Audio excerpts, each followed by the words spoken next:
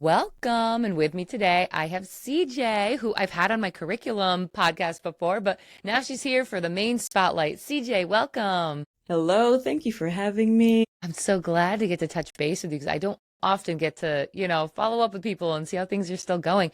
And your story is Yes, awesome because you've been homeschooling for years. You've got the teens, you've got the yes. kind of the finished product so that you can give us that relaxation that it's all going to be okay. You're not going to mess them up forever.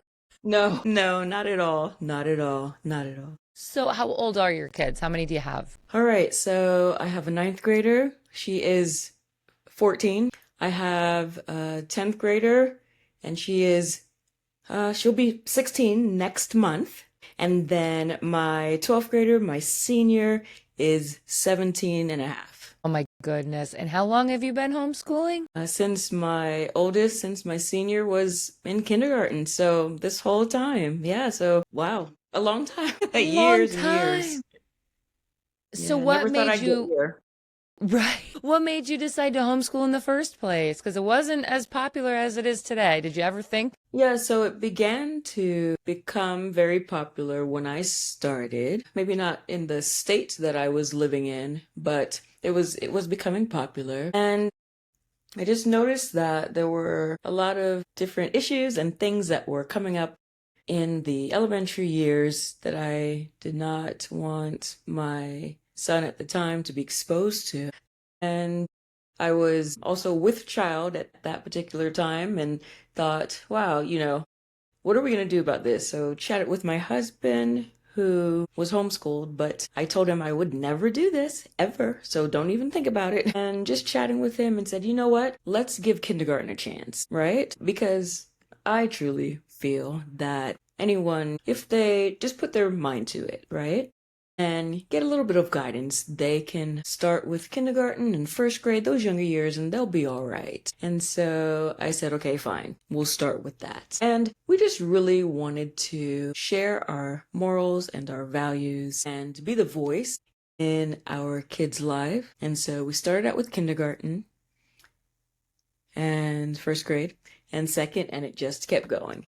And then as you had more, you were like, I can't send them away at this point. We're having too much fun. Were there times throughout the years that you had talked about sending them to school or that the kids expressed that they wanted to go to school? Well, let me just jump back a moment because there was another reason that I want to attach to this that we decided to homeschool, and that was not only were there issues in curriculum and with just the laws and all that stuff of what was being brought into the schools, but there was just a lot of issues from other people's households that were coming into the schools. And this is where we began to see, unfortunately, just a lot of misbehavior and things of that nature that kids would bring with them and then lash out their behavior inside of school. So that was another thing that was on our hesitation list. And as a result of that,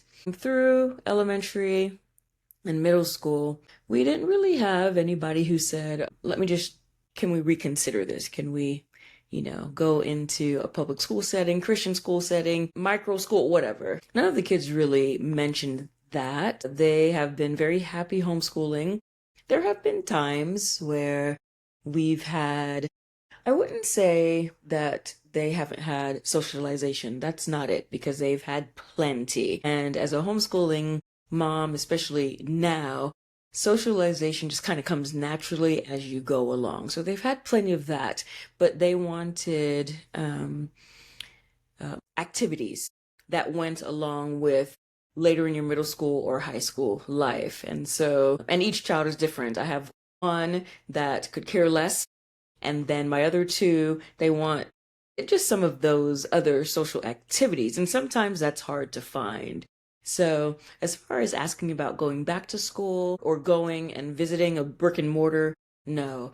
But I have had where they'd want to just be involved in the additional high school activities and things like that. Yeah. And were there any local soccer or martial arts or musical theater, anything like that you could join? I'm not sure if you live in kind of a spaced out area where that's not easily accessible. Yes, so thanks for touching on that because I utilize Facebook for homeschooling groups, local homeschooling groups. And I've lived in 3 states so far. And wherever I moved, I would just kind of type in, let's see, let me pick a county that nobody will find me, right? Let me pick a county. So Love County. I would type in Love County homeschooling group, right? And I would see what would pop up. And from there, I would get connected. And once you get that initial connection, it just kind of keeps rolling. Oh, you homeschool? It just goes back and forth and let me share this and let me share that. So through that avenue, I have been able to find homeschooling dances and homeschooling sports teams and local theaters that homeschoolers are welcome to, gymnastic classes. And some of these are open to the public, right? It's just not specifically for homeschoolers, but just open to the public, or even classes at local high schools, whether that is a private school, a Christian school, a public school, technical school. So even classes that homeschoolers would be privy to, I have found many avenues just by searching it that way. And also getting in touch with whatever, not an umbrella, but a lot of states have a main homeschooling corporation of sorts, and getting in contact with that corporation. And then they list everything by county and by state, by county and by region, and the west side of your state, the east side of your state, and that sort of thing. So that has been both of them have been a great tool to get myself connected with other moms and also my kids. And that's a great point, because even the Facebook pages, they let you know that maybe, you can take a regular class with the public, but the facility, like the gymnastics or whatever, martial arts, might be offering just homeschool day once a month. I know there's a roller skating rink that does a homeschool day once a month. And there's a place it's like, what do they call it? It's like rock climbing and all that stuff. It's got a fun name, but Yeah. they offer homeschool day once a month. So it's like for a discounted rate, you go and there's all these homeschoolers there from your area. So that is also a great place to meet people, do a fun activity, and even see what other groups just have meetups. Like we belong to a couple, like you said, you go to the local Facebook page for your county, your area, and oh, well, this one meets at parks on Tuesdays, or, you can try it. Maybe you don't bond with anyone. Your kid doesn't like anyone. The ages don't match up, and, try a different one. And, that's happened to me too, where you go to one for a couple years and you're like, kind of grown out of this. And it's just nice that you have all of these options. And Facebook, even though I don't want to give Mark Zuckerberg too much credit, this is great for that. I agree. Right. And I was careful there to mention it. That is really the only reason why I use it, is because of the homeschooling resources that I find. It has been priceless from day one when I started kindergarten. Okay, so we talked about curriculum when you came on my curriculum episode, and I loved that. I still remember it, the 7 sisters that you talked about, and they had like a career exploration program. Yes. And I just love that idea so much. And it just, I'll let you talk about it. Okay, so that 7 sisters career exploration curriculum, and it's almost like a unit study. You can make it as long or short as you'd like. And it walks you through so many little steps to help your teen navigate, find out what it is that they may or may not want to do. And it opens up their mind to a lot of different things that maybe they didn't think about, that goes past college, by the way. So in other words, you don't have to just think about, okay, I have to do the SATs, the ACTs.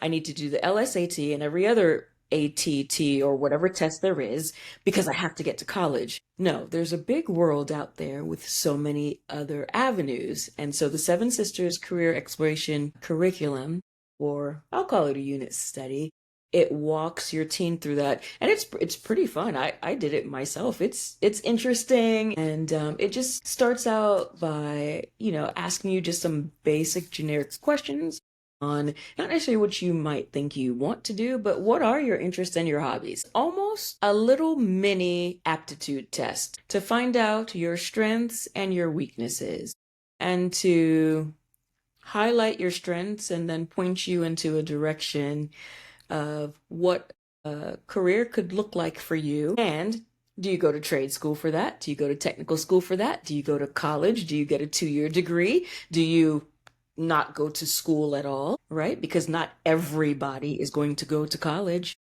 We know this to be true this day, and not everybody is cut out to go to college. Right. And so this unit study of sorts is just a handy tool for your teen, and it's not burdensome and it's not dreary. It just gets straight to the point, starts with your strengths and your weaknesses, and gives you other things to think about. Yeah. And that was always my thing in school. I was like, well, how am I supposed to pick a career while I'm in high school for what I'm going to go to college for and spend God knows how much money on this degree for this job, and when I don't know all the jobs that exist? Nobody's given me a list of jobs that exist in the world. And it's funny because nowadays, with technology moving so fast, even if you gave kids a list today, by the time they graduated in 4 years, the careers would be different because there was no podcast host back then, or the AI that's coming in, or it's just so changing that it's very hard. Yes. How do you prepare your kids for that? Yeah, so what I have learned, and I learned this when my oldest was in 7th grade, and then the next child was in 6th grade, and the next one was in 5th grade, I realized that I could not teach them all the same way because they were different. And I was trying to teach them all the same way, and it wasn't going to work out at all. I couldn't have continued on. So when that light bulb came into my mind and my life and my homeschool space, I then realized that I need to teach them differently. And what is that going to look like long term? And so I began to find curriculum for them as an individual. Yes, it took me all through the elementary years to figure that out. And you know what? That's okay. That's all right. Once I started to look for curriculum for each child as an individual based off of how they learn, one is more of a visual learner like myself, whereas another one is just, buy the book, strict, give me the book. I will read every single page and every word. I don't need to skim through because that's, a rule follower type of thing. And my other child, she's kind of in between. Once I figured that out, then I started to think of the end in that I need to set them up for success based off of how they think and how they operate individually.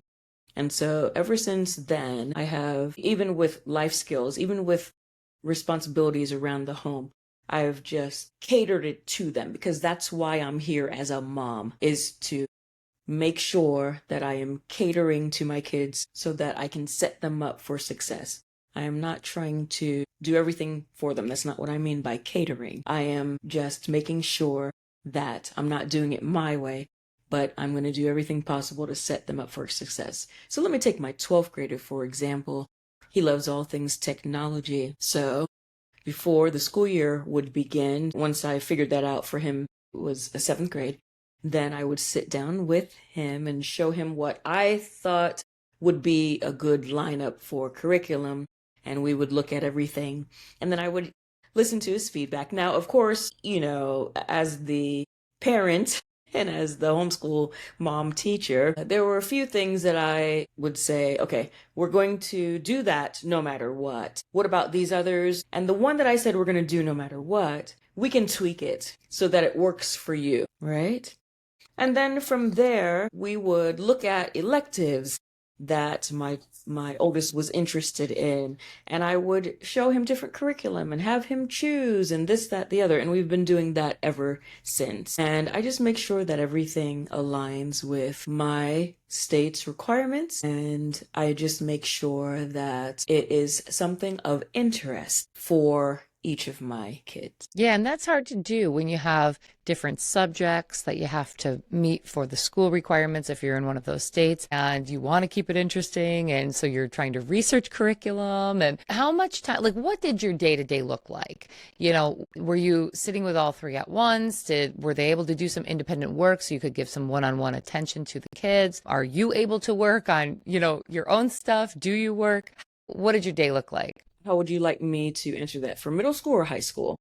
I guess let's start from the beginning, like, more younger, more middle school, and then you can kind of say what's changed as it's gotten older. Give us some hope. Of course.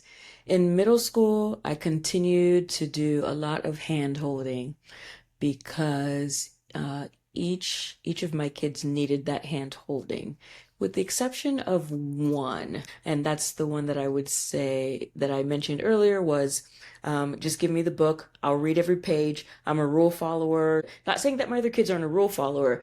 It's just that my current 10th grader is just more, has been more independent from the time she was born. And so it's just natural for her to just hand a book to her and she's done within an hour. It's a natural groove for her. And so in the middle school years, I just continued to handhold, and I would sit with them and we would do our family subjects, and then they had individual work. And in the middle school years, I just also made it a point to try to make whatever subject I could as independent as possible, because I knew that high school was coming and they needed to learn independence at some point. And learning independence, at least in my eyes, in the 11th grade is just a tad too late. It's just a tad too late. And so they needed just to have a little bit more independence as each year went by. And so we would wake up in the morning. We had a schedule. We would wake up in the morning. We're all dressed. We're ready to go. And we would have our family time or our family subjects in the morning. And most of those subjects were history, science, our Bible time, some readers from the morning basket. And we would complete all of those things. And then I would assign their work using Google Classroom, by the way. I found that to be a very useful source, and also a clipboard with what each student was doing. And I would cross things off as I checked them. But we would go through our morning time together. And then from there, I would have them sit in their favorite spot or whatever learning corner that they liked, right? And then they would start some of their independent work. And I would just monitor and walk around. And when they needed help, I was just there. I was just constantly just there. I turned off my cell phone. I didn't let that interrupt me. We didn't have a TV on or any of those things. And we were pretty just on task. And for my current 10th grader that I was mentioning, she would tend to just want to get all of her work done in no breaks. Whereas my other two, they just liked breaks and they liked snacks and they liked to talk. And boy, those good days, I tell you. And that was okay. I realized that was okay. And I let it be okay because that was their personality. They needed mini breaks all over the place. And once they got those mini breaks and I stopped trying to control those mini breaks, everything was a lot smoother. And so we would have some days they would be done at noon, some days they'd be done at 2, some days they'd be done at 11. For the most part, we would start around 9. So just to give you an example there, we'd start around 9, some people would be done at 11, 2. It would vary. But for the most part, I would say on an average, we would be done by 11 or 12 with everything in those middle school years. In the high school, once it got to 8th grade, and we'll say 9th grade, things ramped up a little bit more and the days got a little longer. And I know that there are many homeschool families that keep to a tighter 3 or 4 hour schedule, but my kids just aren't so. And that's all right. Like I said, I have 2 that they like to have a fun time chatting, and that's okay. And then I have 1 that, she's just on it and she's done. She wants to get everything done and then she relaxes. The high school years, are interesting because there is a lot of heavier work, hardier work that is involved. And I feel as if there are more things to register and digest so that you can make sure that you understand. And let's see, I'm thinking of math right now, right? And so we get into the algebra 1, algebra 2, geometry, pre-calculus, and those type of subjects. And if you really want to master that's okay. If you really want to master it, it might cause you, like it does sometimes with my kids, it might cause you an hour of, okay, I can't get this, I can't get this. And then you take 2 hours off and then you come back. Yeah. Isn't that such a luxury to have that time to do that? Let your brain rest and come back to it. Yep. And so just depending on let's just take my oldest because that's the best example I have right now. Ninth grade I was nervous, I was anxious, he was nervous, he was anxious. And those first few months, they were challenging because you're just trying to make sure you do all the high school things right, only to come to find out that you're not really doing anything different than what you did in elementary and middle school. The only thing that you're doing different, that you're adding on, is your record keeping looks different because it's called a transcript. Okay. And the books cost more. Like, seriously, that's pretty much it. That's pretty much the biggest difference. Subjects are hardier. I mean, you still have a certain element of, I need to master the concept in the middle school years and all of that. You still have that. It just might take a little bit longer depending on your child in high school. But ninth grade, once I figured that part out, and that was about 4 months in, we're not doing anything really differently here, right? I'm still walking beside, I'm still hand-holding, right? I'm going to start loosening up more, but I'm still hand-holding to make sure that I'm not just kicking them off to the wayside. My record keeping is now called a transcript. I still need to make sure that they are on task and being accountable and paying attention. And I'm not just going to say, oh, you're in high school now, figure it out. Not going to do that. And then we move into 10th grade and things are rocking and rolling because we got through the 9th grade year and all of the jitters, right? And 10th grade, I feel, was actually more difficult for myself and my 10th grader at the time. I thought it was more difficult for him because 9th grade is kind of a cushion of sorts. And if you get that, not that if you get it wrong, but it's a cushion because you're repeating or you're reviewing, excuse me, a lot of things that you learned in the 8th grade. Tying in, it does now matter on a transcript of sorts. In 10th grade, if you outsource it or if you have a co-op class or something like that, the instructors are expecting you to know what you're doing. You're not in 9th grade anymore. You're in 10th grade now, so that's only if you outsource it. And I also think with myself, when I was teaching some of the subjects for my son, who was a 10th grader at the time, I now expected more out of him. So in 10th grade, you kind of expect more out of your child because you're like, okay, listen, we're in high school now. Let's figure this out.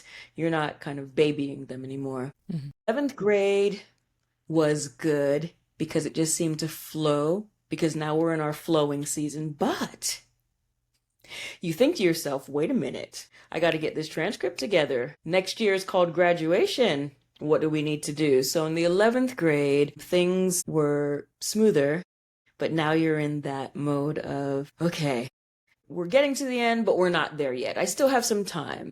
And in the 11th grade, we did a lot of, is there anything we need to clean up? Is there anything that we need to repeat? Is there anything that, you're truly interested in that we can add as an elective? Or do you want to do more science or math because you're going into the field of technology? Like, what is it? Let's talk about that more. You kind of turn into a guidance counselor very quickly around 10th and 11th. Do you have the liberty to pick and choose? Like, I talk to some families that are like, we do Latin. And I'm thinking to myself, oh my God, I'll never be doing Latin. I mean, I also said I'd never homeschool. So who knows? Maybe I'll be speaking Latin in 10 years. But, is there something that says these are all the things that you have to do? And I know that, like, I'm in the state of New York. It says, you have to test every year in high school. So there's obviously some things that they have to know, but like you also mentioned, oh, you're into science and technology. What more can we add? Where you can go on and pick and choose from like the place that you get your curriculum or maybe a college course. And how did you do that? How do you know that you're doing enough? Perfect question. Thank you. When I started, I didn't know how to do this. When I jumped into the middle school years, I figured I had to figure this out. So what I did and what I encourage others who ask is this. The first thing I did was, and let me put a little disclaimer here. Depending on where you are, the state may lay it all out for you. You have to do A, B, C, E, F, G. There's no wiggle room. So start with your state's requirements for homeschoolers, whatever that looks like. That's the first part. I don't have any requirements, so that's cool. However, I had to think to myself, my son may go to college. My son, he's in the 12th grade. He might go to college. He might not. And if he doesn't, and that's not his path, that's okay. However, I personally, my husband and I, we're going to set him up as if he might go to college, so that he already has the check marks and we don't have to backtrack. And if he doesn't, then he's already set up good to go. So how do we do that? Two things. I looked at the local public schools and I saw what their requirements were for high school. A lot of high schools, they just have it on their website. And so I looked at the requirements and they said 4 years of English and 4 years of, this specific math, and you need your state history and this, that, the other. The second thing I did was I looked at a local community college and college to see what they are requiring of homeschoolers. Many, many, many, many colleges have that on their website these days because of 2020, what happened in 2020. That's And good to so know. I took those two areas, so the local high school, the public high school, and I also looked at local private schools, and it was all in one the same, because if you're in a private school or a public school, you need the graduation requirements according to the state in order to graduate. And so I looked at that for the local school, we'll say that, and then I looked at a local college, and like I said, a lot of them have you can just type in homeschool at the University of New York, right? And then you can see what pops up for the requirements. And then I printed that out and I did a compare and contrast. And then from there, since my state that I live in doesn't have any requirements, I said, okay, this is what we're going to do. This is what we're not going to do. This is what we're going to do. This is what we're not going to do. And that's how I came up with making sure that my son would have enough. And we're following suit for my other two kids as well. And so we had a lot of liberty in choosing classes that were miscellaneous courses that were not on the local public school requirements or the college requirements, because where I live, I don't have any requirements, but I just made sure if it said 22 credits, high school credits to graduate, I made sure that my son had 30 or whatever it is, 27 or more, just as a little cushion. Okay, nice. Yeah, a lot of people have young kids now getting into this, so it's really enlightening, informative for us to kind of have that long-term picture. And that's kind of what I've learned to tell people too. Have a long-term goal in mind, even if they're little, even if they're 7, 6 years old. Like, are you prepping for college? Obviously, I think it'll look so different in 10 years when my child is ready to go. I think college admissions are going to be way down because people are going to realize, oh, I actually don't need the degree. I don't have to spend $200,000 to, own my own business or, whatever it is that work in technology even. A lot of it will probably be hands-on apprenticeships, which would be awesome. I guess not for the colleges, for us, for the people with student loans. So, okay. Now, did you have to leave a job in order to decide to homeschool? Because that was a big thing for me. I quit a government job and I thought I was like crazy. I'm like, oh my God, who walks away from a pension?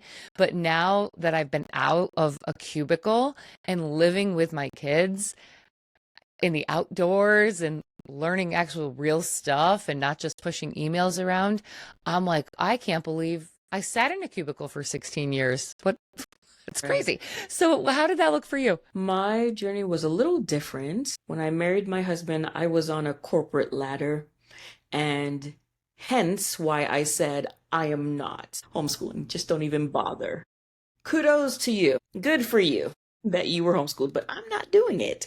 And so I was already on a corporate ladder, just doing my thing. Unfortunately, I became ill with my asthma. And so before I even thought about homeschooling, I had to stop working. And so my story is a little different on that end. Anyway, I'm doing fine now. And so my work involves just homeschooling these three high schoolers. It's a lot. I'm a coach, I'm a guidance counselor, I'm whatever you want to say. Um, it is not that it's a lot of work. You have to think through a lot of things just to make sure that they are getting where they need to be. And so I've done a lot of research. I'm a researcher. So yeah, so my work just looks a little different now. Yeah. You don't get the 3 breaks a day or maybe the paycheck with the time off, but it's worth And it. and that's okay. Yeah, that's okay. And it's an emotional package these days. Lots of milestones. So to the audience that you have with the younger kids, right? And you are going through all of these milestones. I am going through the same. You will repeat these milestones just with your ones right now, older. And what do I mean by that? Just about an hour ago, my son returned from driving from work. So he started a job about 2 months ago. So that's a milestone. And Mm-hmm. today was his first day driving to work on his own. That's a milestone. Those are just big things, that come about.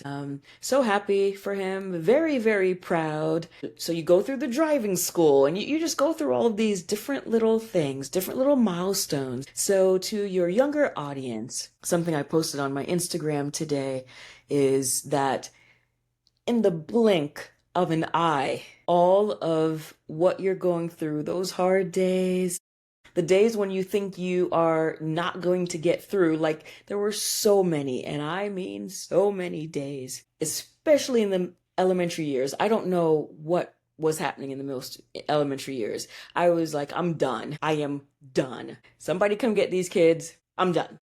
I'm not doing this anymore. And I'm so happy that I continued on. I'm so happy that there were people that I could reach out to just send me a hug through a text, or just say, oh no, you've got this, CJ. You're going to do fine. Or somebody to encourage me and say, hey, just take a break. Let them watch Mickey Mouse. Just be done. Be done for the day. It's fine. You have 3 kids close in age. They're going to be fine if you don't teach them about the ladybug and the bees and the flowers, and they're going to be okay. Just take a break. You, mom, you need a break. Turn the TV on. Be done. Or Oh, you're have them read so a book or right. color. Yeah. And all of those milestones that they overcame when they were younger now just look different. And I'm grasping onto all of them. And I still have people speak into my life and tell me that it's going to be okay. So to all of the younger parents that are listening, just try your best. I know how hard it is. I know. Try your best to enjoy whatever moments you can and give yourself as much grace as you possibly can. You are doing a fine job. Even when you think you're not, you are doing a fine job. That is so wonderful to hear. You are so right because, and if you ask for it, like give me a sign, please, to the higher power, up there to God, is this where I'm supposed to be? And, you'll get an answer. And it's funny because, yeah, I was talking to a friend the other day. I'm like, I have just such little patience. She was talking about how much patience she has. And I'm like, I am so envious because I just didn't grow up in that environment. When I was a child, my parents had zero patience for me. I'm very high strung people. And I'm trying with my kids. Like we'll be sitting in traffic and, we'll see the ambulance up ahead. And I'm like, okay, what my mother would have done is screamed out there, these effing da da da. But I was like, let's take this opportunity to say, hey kids, let's say a prayer for whoever's in that car and let's thank God that it's not us, right? Like there's a reason that we had to run back in the house and try to like really, but then other days they're just at each other's throats. And I'm like, you people don't listen to me until I scream. That's more days than not. And you're right, because I just will turn the TV on and I feel guilty. And then I'm like, you know what? I'm a human being though. Like this, if this is the worst thing that happened to them today, that they watch Blippi, then it's okay.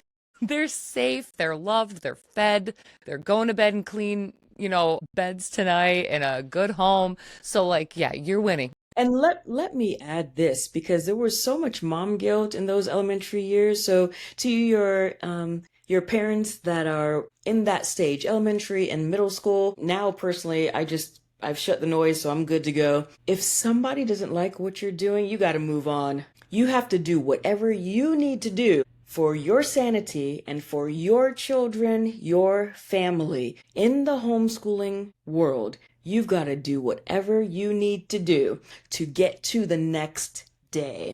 There were some days that I would just say, you know what? We're going to stop this activity. Let's go to the park. That is a whole learning experience right there. That is a whole learning experience. Trust me when I say that. And even in the middle school years, I did the same thing. Let's go for a walk. We need a break. Mom needs a break. I need a break. I need a break. Let's go for a walk. There was a couple of times that we went and got ice cream in the middle of the day. There have been times where I just said, you know what? We're just going to close this book. We'll continue tomorrow. You guys can go ahead and work on things quietly. Let me know if you need anything. Parents, let me tell you this. The minute that you can turn off the noise, that you can disconnect from social media and what people are saying and criticizing you, unfortunately, sometimes it's family members or your neighbor or what have you as well. As soon as you can give yourself grace and know that you are doing a fine job, and whatever you're choosing to do is best for your family, it will be smoother sailing from there on out. Trust me on that. I learned that just a tad too late.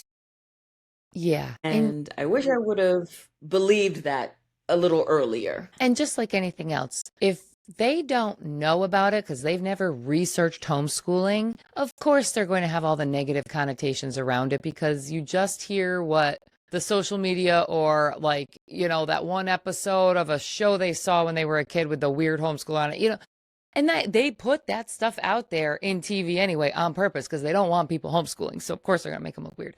But, or they knew one homeschooler that was weird when they were a kid, but yet they don't think about all the kids in their class that were weird. But yes, if you don't research it, you don't know. And that's the same with anything else, whether it's how you treat your cancer or, God forbid that never happens. But like, I went down a whole rabbit hole just looking into that one day and I was like, oh my goodness, well, maybe. So it's like, unless you actually take the time to research, you're going to have that opinion. Right. So that's why your family, your friends have it. And they also probably have a little bit of, what's the word? Not jealousy, but like maybe I wasn't as good of a parent because I sent my kids to school. I didn't think otherwise. So maybe their insecurity and their own decisions is coming out and how they're treating you about that too. So we got to try to keep all that in mind. And I had a friend call me last night for that exact thing. She said, I can't even hang out with my family anymore. They tell me my kids are misbehaved and they need to be in school. And she was all upset. And I said, you know what?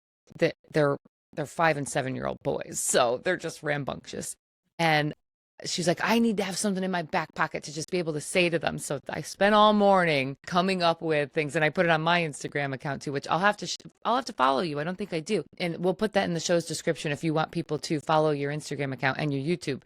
But yeah, I spent all this time putting together like the benefits and, even all the way to, I was looking up the psychology behind active shooter drills because every kid has to experience that now. And it's like, okay, just because the school shooting didn't happen to your child, they had to go through these drills from a very young age. Yeah. And what's the trauma that the drills themselves have? And I was shocked to find that there are studies that show there's like 40% higher rates of anxiety and stress. And You know, it's a lot of Mm, things that, I was researching and posted on, up to the food that's served in school and what that's doing to the kids, because there's, free and reduced lunch for pretty much every child now, because they don't want to have that, oh, point the kid out that's getting the free lunch, so everybody gets free lunch. So if I pack my yeah. kid with all organic, healthy foods, they're going to be like, throw this in the garbage. It's pizza day. You Right, know, right. what are some of the benefits that you've seen from homeschooling since your kids grew up in the heart of the technology and social media? I'll say more social media, because technology, that's not necessarily the problem. The social media in school I was in college when Facebook came out in 2002 or so, 2003. And now it's everybody has a cell phone. Everyone, I mean, what do you allow your kids to have or not have? And what have you seen in the equivalent, like their peers that do go to school? Oh boy. So my kids don't have social media. Yeah, yeah, they just don't have social media. It's just something that we've chosen not to do. Last week, this asked for one portion of social media, so we're chatting about that and what that means. And that makes sense, right? He's 17, he's almost 18, 19, 20, 21, and he just has been so respectful in not asking about social media. So little by little, he's asking about this or that, and we're exploring it together. So you asked me about one of the benefits of what I've seen with my kids growing up in the social media world or just being at home homeschooled. And one of the things is that we can have these conversations, ongoing conversations about what social media does to young people and why we feel at this moment it might not be the best idea for you. And so we've just had those type of conversations as they come up here and there and everywhere. And then, like I said, last week, my son inquired about a social media platform, and so we're discussing that. And what does that look like? The why behind it. So I may not be the best person to chat about social media in teens. The research is out there for all to see, a lot of the damage that it does. There were a couple of instances that we were using social media together, and I was monitoring it. And this was for, I can't even recall, this was in 10th grade, what it was for. But anyway, I was monitoring it as a parent of someone who just exited 9th grade and now is entering 10th grade. And it was a group. It was a group of people from a history class or something, and they were continuing on. Anyway, and that just went sour really Really? fast. Something so innocent. Even with the parents in that particular social media platform, it went sour. It was bad very, very quickly. People being rude to each other? It went from rude to it just, yeah, it was bad. I will not repeat. It was bad. And parents were in there. Parents were in this. And so it was a great test of, and here's the thing. Here is the thing. There were 3 or 4 of the kids, one of my kids being one of them, that was trying to turn the narrative. You guys, this is not the way to do this. This is not right. Da-da-da, da-da-da, da-da-da. And it still just went sour. And so, yeah, we talked through Even with the that. homeschooled And kids, geez. yeah, I mean, it happens. And yeah, it happens, unfortunately. And that's why it's important for you to surround your homeschool life and space with people who are going to be encouraging and uplifting to you, from the parents all the way down, and to encourage your kids to do the same. I'm not saying that you cannot be friends with people who are not homeschoolers, because for the longest time, I thought that way myself. I didn't think I could have friends outside of the homeschooling community. And some of my best friends to this day don't homeschool, and that's fine. I am here to say that that is just fine. And we can, be civil to one another, and we can hang out and encourage one another. And I, myself and my kids, we went to one of our friends' volleyball games and supported him at his school. I feel that that is just fine. Mm-hmm. But even in the homeschooling community, you have to be careful who you listen to. You have to be careful who you follow. And you just want to make wise decisions and make sure that you are teaching your kids to do the same. And you have a lot of opportunity to do so because they are home with you.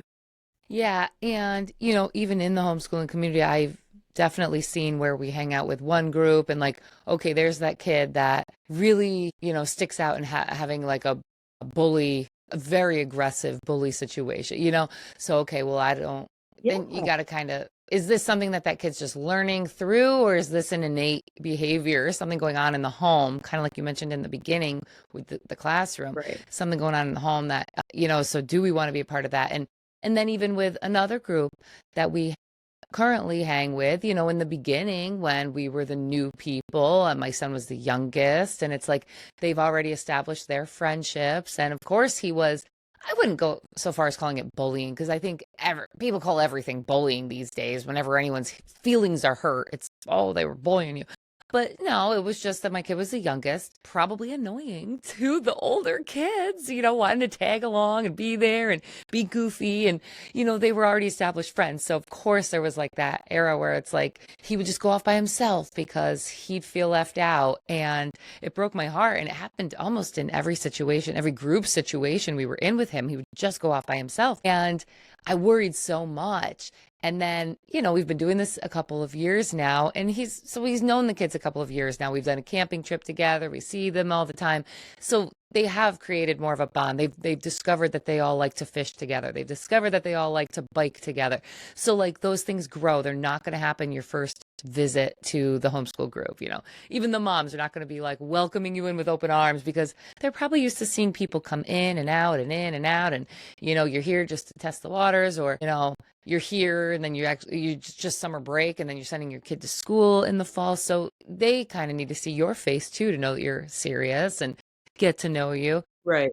So it's hard, even though it's homeschooling and we're all there for wanting the best for our kids. It's still, we're all humans with our own backgrounds and coming in with that pre-existing knowledge or baggage, whatever we want to call it.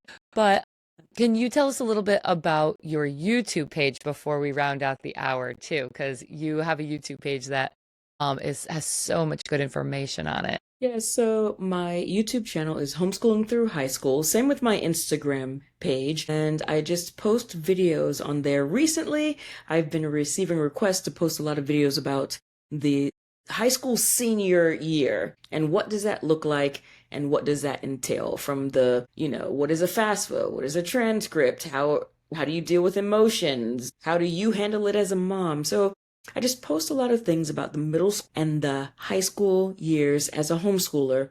And every now and then I post some other fun things as well. On my Instagram page, Homeschooling Through High School, the same. I just post a lot of encouragement, just because I had one person who poured into me so much and encouraged me when they didn't need to.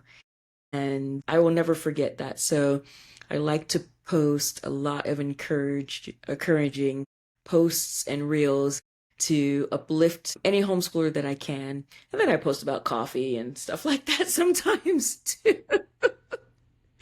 I just hit there's not a follow. lot I just hit follow on your page. I can't believe I wasn't following you. I guess I knew that you had the YouTube. I didn't know that you were on Instagram too. So yeah, this looks so fun. I love this. You're so colorful and all the stuff that you put on here. It's so great.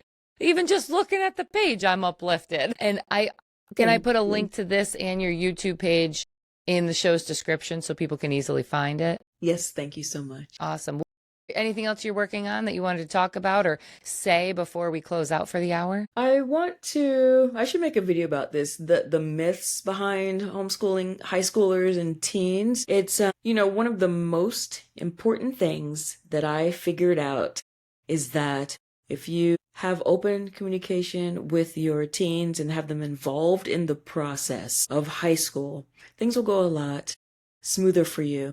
And the most important thing as a parent is to make sure that at the end of the day, at the beginning of the day, in the middle of the day, you have a relationship with your child. The curriculum, the books, the math smarts, etc., all of that stuff, it will be there. But your relationship with your child through the high school years is so crucial. It is so crucial, and it's very important to do whatever you need to do to keep that relationship very, very, very, very strong.